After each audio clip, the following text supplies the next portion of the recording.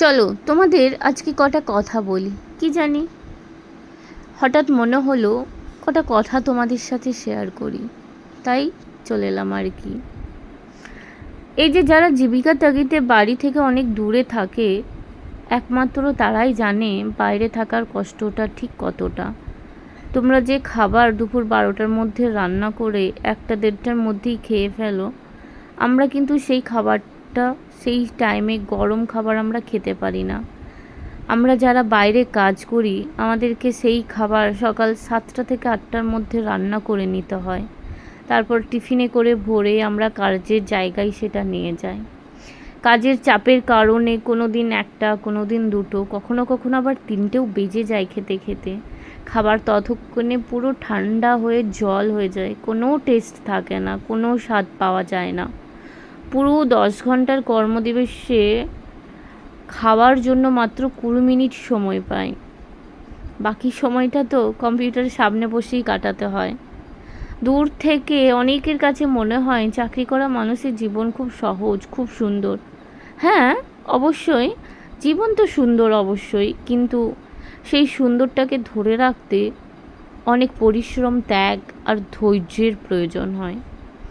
ঠিক একইভাবে যখন স্বামী স্ত্রী দুজনেই বাড়ির বাইরে থেকে নিজেদের ভবিষ্যতের জন্য লড়াই করে, তখন তাদের সম্পর্কের সবচেয়ে গুরুত্বপূর্ণ দুটি ভিত্তি হলো তাদের নিজেদের মধ্যে আন্ডারস্ট্যান্ডিং অ্যান্ড ট্রাস্ট।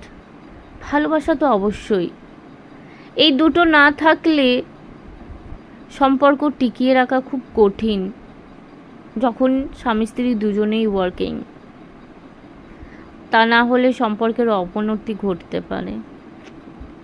সব কাজ সামলে যখন সপ্তাহের শেষে যদি একদিন দুজনে কোথাও ঘুরতে যাই বা কিছু ছবি তুলি, কিছু মুহূর্ত সোশ্যাল মিডিয়ায় শেয়ার করি, তখন অনেকেই ভাবেন ওদের জীবন তো বেশ, কোনো কষ্ট নেই। কিন্তু ছবির হাসির আড়ালে কতটা পরিশ্রম, কতটা মানসিক চাপ, কতটা অ্যাডজাস্টমেন্ট লুকিয়ে থাকে সেটা খুব কম মানুষই জানে, হয়তো বা জানেই না, শুধুমাত্র সেই দুজন মানুষ ছাড়া। বাইরে থেকে দেখতে সব কিছু খুব সুন্দরই লাগে, কিন্তু সেটাকে সেই সুন্দরভাবে রাখার পিছনে দুজন মানুষের অনেকটা পরিশ্রম থাকে, অনেকটা খাটনি থাকে।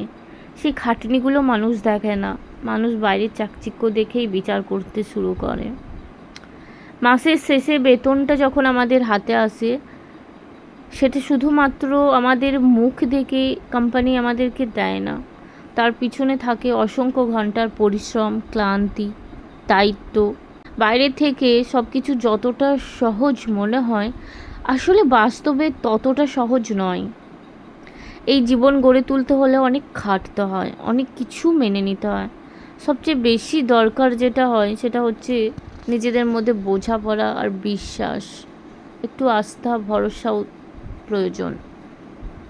তাই কারুর জীবনের সুন্দর মুহূর্তগুলো দেখে তার পুরো জীবনকে বিচার করা উচিত নয়, কারণ প্রতিটি হাসির পিছনে একটা অদৃশ্য সংগ্রামের গল্প লুকিয়ে থাকে, যেটা তারা নীরবে নিজেদের মতো করে লড়ে চলেছে।